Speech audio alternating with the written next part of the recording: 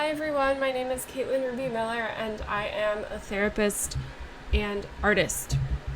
So I've been developing essentially a theory called Archetypal Roleplay, which is technically an oxymoron. It's like saying chai tea with my colleague Olivia.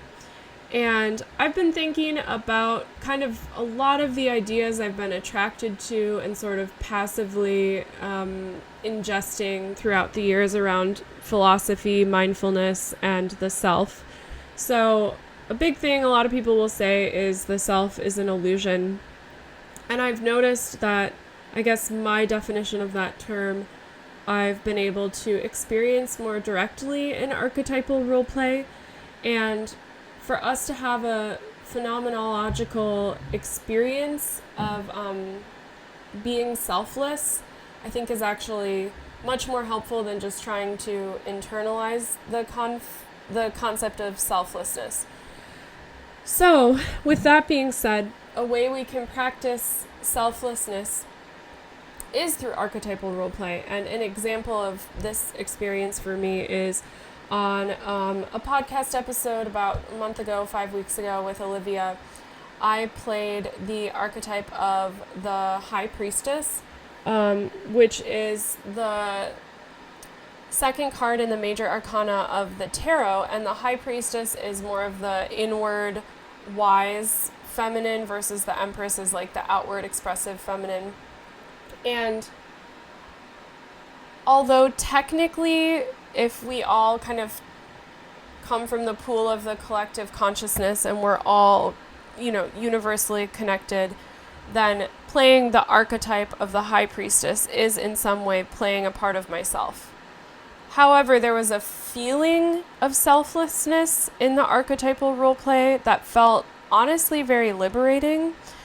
And I remember Sam Harris, who's a philosopher, he started and founded the Waking Up app, which I would recommend to people,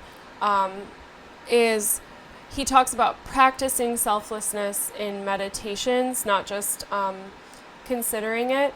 And I think that on the Waking Up app, there's a series about like the headless something, and it was a philosopher coming on and talking about how to practice selflessness. But one of the things that I find to be liberating about practicing selflessness in the sense of archetypal roleplay is that it reminds me that I can be anything I want. And I know that that is that statement in and of itself can be contested, but give me a moment.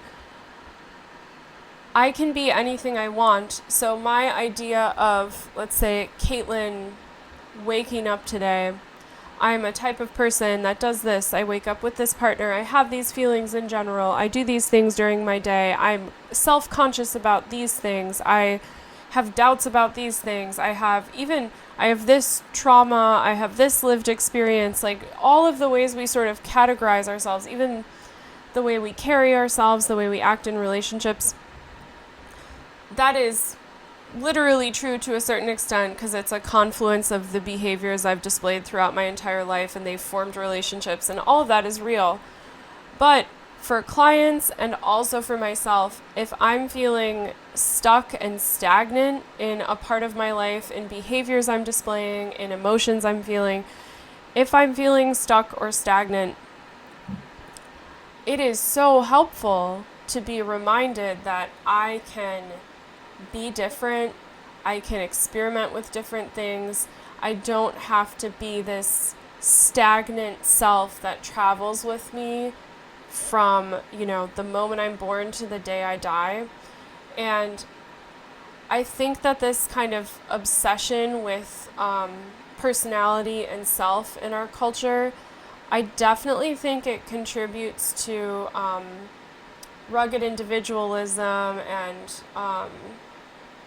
I don't want to go down too many rabbit holes about late-stage capitalism, but lots of things that I think more and more people are finding problematic. And I would say it's not problematic in and of itself, but that we're out of balance as a society.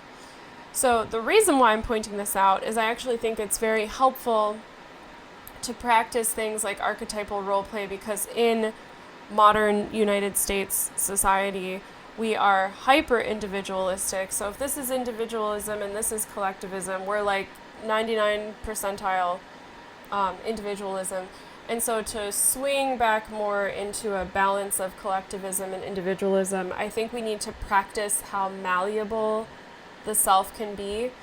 And at the end of the day, it doesn't exist.